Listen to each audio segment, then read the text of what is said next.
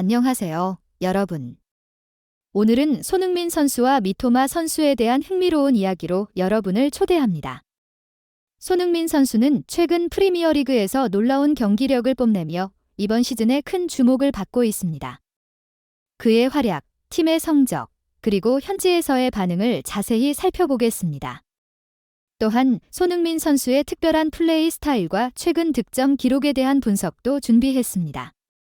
나는 손흥민이 프리미어리그에 처음 올 때 꽤 어려움을 겪었던 것을 기억합니다. 그 당시 그는 다시 독일로 돌아갈 수도 있다는 평가를 받았습니다. 그러나 그는 매년 발전하면서 이제는 리버풀 팬들뿐만 아니라 모든 이에게 그가 EPL에서 이전에 본 적 없는 변형된 스트라이커 같다는 사실을 인정받고 있습니다. 손흥민 선수가 지난 리버풀과의 경기에서 환상적인 움직임으로 선취골을 가져가고 팀의 승리를 선물하자 아직까지도 영국 현지에서는 엄청난 반응들이 쏟아지고 있습니다. 경기가 끝난 후 프리미어리그 3호국이 선정하는 경기 MVP에 선정된 데에 이어 또다시 2주의 베스트 11뿐 아니라 이제는 프리미어리그 이달의 선수상 수상이 유력해졌다는 평가가 나오고 있습니다. 9월 프리미어리그 4경기에서 벌리전 해트트릭, 본머스전 100분 대역전극의 기반을 마련했을 뿐 아니라 아스널 원정에서 멀티골과 함께 리버풀전 선제골까지 4경기 6골의 압도적인 활약으로 팀의 3승 1무를 이끈 엄청난 활약을 선보였기 때문입니다. 영국 현지에서는 현재 손흥민 선수의 이달의 선수상 수상을 확정적으로 보고 있으며 만약에 이번에 선정이 안 된다면 이는 명백한 차별행위라는 평가까지 나올 정도입니다. 특히나 손흥민 선수가 교체당한 직후 엄청난 고통을 호소하는 모습이 포착되어 영국 현지에서는 예상치 못한 반응이 쏟아지고 있습니다. 경기가 끝난 후 영국의 풋볼 런던의 토트넘 전담기자 골드는 손흥민 선수가 이번 주 개인 컨디션의 이유로 훈련을 제대로 참가하지 못했다고 밝혔는데요.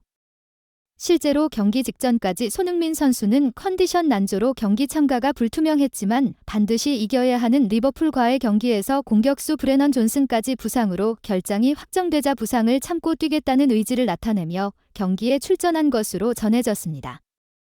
일부 축구 팬들은 손흥민 선수가 왼쪽 사타구니에 계속해서 아이싱을 하고 고통스러워하는 장면을 분석하며 이것은 스포츠 탈장으로 서해부 영역의 하복부벽이 찢어지게 되고 그로 인한 통증이 발생하게 된 것 같다는 의견을 내놓고 있습니다.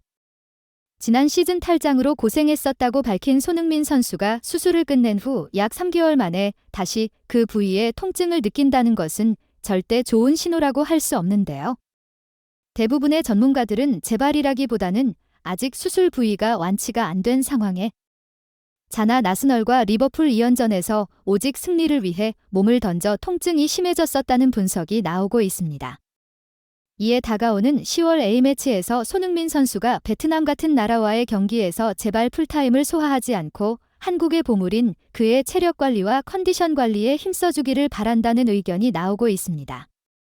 영국의 스카이 스포츠에서는 손흥민 선수의 플레이가 그동안 정형화된 스트라이커들과는 완전히 다른 모습을 보여주고 있으며 이것이 바로 수비수들이 그를 막기 어려운 이유라는 분석을 내놓았습니다. 리버풀의 심장으로 불렸던 레전드 스티븐 제라드는 토트넘과 리버풀의 경기가 끝나고 매우 화가 난 모습을 보였는데요. 특히 팀이 패배한 것이 심판의 일방적인 판정 때문이라는 점을 계속해서 어필하며 이제는 선수들을 보호하기 위해 저런 심판은 퇴출되어야 한다고 언급할 정도였습니다. 실제로 프리미어리그 심판협회는 지난 리버풀의 득점을 취소시킨 것에 대해 오심을 인정하면서도 리버풀이 레드카드에 대해 제기한 항소에 대해서는 받아들이지 않겠다고 밝히기도 하였습니다. 하지만 스티븐 제라드에게 실점 장면에 대해 묻는 질문에는 결국 손흥민 선수에 대한 칭찬을 잊지 않았는데요. 제라드는 손흥민 선수가 현재까지 8년 넘게 프리미어리그에서 활약하고 있지만 그는 매해 발전하고 있으며 예전에 그를 처음 봤을 때는 폭발력이 있고 양발을 잘 사용하는 그저 수많은 잠재력 있는 윙포워드 중 한 명이라 생각했다 밝혔습니다. 하지만 몇 해가 지난 후 그가 페널티킥을 차지 않고도 프리미어리그 득점왕에 올라서는 과정을 지켜보며 굉장히 놀랐었고 이번 시즌에는 포지션을 최전방 공격수로 바꾸고도 적응이 필요 없이 득점을 넣는 것을 보며 그가 얼마나 뛰어난 축구 선수인지 재능 있는 선수로 여러 가지 옷을 소화할 수 있는 선수라는 점에 놀라고 있다고 밝혔습니다. 무엇보다 놀라운 점은 손흥민은 대부분의 공격수와는 다르게 정형화되어 있지 않는 플레이가 인상적이라 언급하며 수비수 입장에서 가장 막기 힘들고 골장면에서도 2명의 월드클래스 센터백을 완벽히 농락해버리며 득점하는 것은 그가 지금 30살이 넘었지만 프리미어 리그에서 계속해서 롱런할 수 있는 이유라 언급하기도 하였습니다. 제라드는 이어 그의 포지션 변화는 레알 마드리드에서 유벤투스로 거쳐가며 센터포워드에서 많은 골을 기록했던 크리스티아노 호날두가 생각난다 언급할 정도였습니다. 하지만 스티븐 제라드의 분석과 다르게 영국 현지에서는 손흥민 선수의 득점 장면이나 놀라운 점을 바로 그의 헌신적인 플레이와 끊이지 않는 전방 압박이라 분석하였는데요. 손흥민은 끝없이 전진하며 리버풀의 빌드업을 방해했고 적극적으로 동료들에게 손짓하며 리버풀 수비수들의 긴장 상태를 극도로 올렸습니다. 심지어 그는 상대 키퍼 알리송에게까지 적극적으로 달려가 롱킥을 유도했고 결국 공의 소유권을 토트넘으로 가져오는데 성공하며 몇 번의 턴오버를 유도했습니다. 이런 그의 전방 압박이 더욱 놀라운 점은 이러한 극한의 전방 압박을 진행하면서도 체력적으로 이상을 느끼지 않고 중요한 순간 집중력을 잃지 않으며 한순간 찾아온 기회를 놓치지 않는다는 점입니다. 골장면 히샬리송이 손흥민에게 준 패스는 일반적으로 왼발을 사용하지만 그는 오른발로 반박자 빠르게 전달하였는데 예상치 못한 타이밍으로 키퍼를 속였지만 때로는 같은 팀 동료까지 속여 득점으로 이어지지 않을 가능성이 있는 패스였습니다. 하지만 손흥민은 엄청난 순간 스피드를 보여주며 리버풀의 수비 2명 사이를 돌파하며 골을 기록했습니다.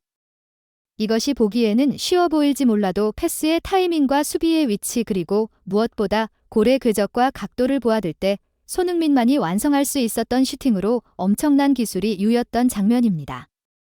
실제로 지난 아스널전에 이어 또다시 원터치로 각도를 돌려놓은 멋진 슈팅을 완성시키자 영국 현지에서조차 손흥민의 득점 공식이 변하고 있다며 이전 시즌까지 프리미어리그 수비수들이 손흥민을 페널티 박스 밖에서 더욱 집중 견제하며 막았다면 이제는 어떻게 해서든지 박스 안에서 오프 더 볼 움직임을 가져가는 그를 막기 위해 최선을 다할 것이라는 평가를 내놓고 있습니다. 이렇게 뜨거운 발끝 감각을 자랑하는 자랑스러운 손흥민 선수는 이번 주말 있을 루턴타운 원정에 출전할 예정인데요. 이번 시즌 승격하며 프리미어리그에서 가장 약한 팀으로 평가받고 있는 리그 17위 루턴타운과의 경기에서 또다시 손흥민 선수의 득점이 기대되는 상황입니다.